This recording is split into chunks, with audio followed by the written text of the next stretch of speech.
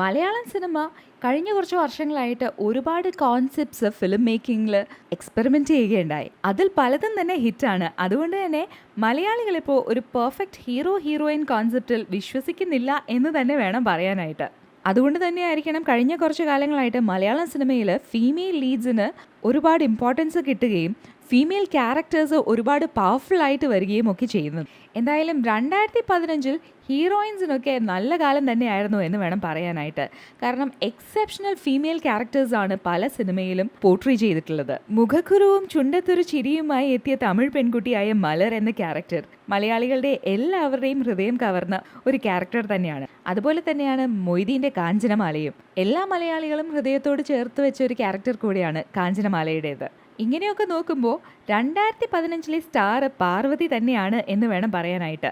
Bangalore days എന്ന cinema വരുന്നത് വരയ്ക്കും ആരും അധികം ഓർക്കാതിരുന്ന ഒരു ആക്ട്രസ്സാണ് പാർവതി. പക്ഷെ ബാംഗ്ലൂർ ഡേയ്സിലെ സേറ ആ ഇമേജ് ആകെ മാറ്റിമറിയുകയായിരുന്നു. അതിനുശേഷം കാഞ്ചനമാലയായി എത്തുകയും എല്ലാവരുടെയും ഹൃദയം കവരുകയും ചെയ്തു. റിയൽ ലൈഫ് ക്യാരക്ടറായ കാഞ്ചനമാലയെ ഒരുപാട് കോൺഫിഡൻസോടു കൂടിയാണ് പാർവതി അവതരിപ്പിച്ചത്. മറ്റ് കോസ്റ്റാർസിനെയൊക്കെയും ഓവർ ഷാഡോ ചെയ്യുന്ന തരത്തിലുള്ളൊരു ബ്രില്യൻ പെർഫോമൻസ് ആയിരുന്നു പാർവതിയുടേത് എന്ന് നിന്റെ മൊയ്തീൻ എന്ന സിനിമയിൽ.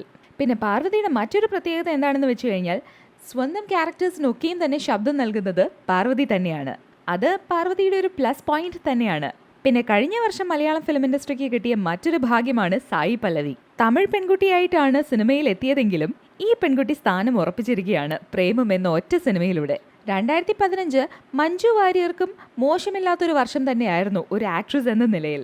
എന്നും എപ്പോഴും റാണി പത്മിനി, ജോ ആൻഡ് ദ ബോയ് ഒക്കെയാണ് മഞ്ജു വാര്യരുടെ 2015 സിനിമകൾ. നയൻതാരയ്ക്കാണെങ്കിൽ ഭാസ്കർ ദ റാസ്കലിലൂടെ ഒരു സെക്കൻഡ് എൻട്രി തന്നെയായിരുന്നു മലയാളം ഫിലിം ഇൻഡസ്ട്രിയിലേക്ക് ഒരു ലോങ് ഗ്യാപ്പിന് ശേഷം. എന്തായാലും മലയാളം ഫിലിം ഇൻഡസ്ട്രിക്ക് ഇപ്പോൾ ഹീറോയിൻസിൻ്റെ കാര്യത്തിൽ അധികം പേടിക്കേണ്ട കാര്യമൊന്നുമില്ല. കാരണം അത്യാവശ്യം നല്ല രീതിയിൽ പെർഫോം ചെയ്യുന്ന സ്ട്രോങ് ആയിട്ടുള്ള ആർട്ടിസ്റ്റുകൾ തന്നെയാണ് ഇന്ന് മോളിവുഡിലുള്ളത്.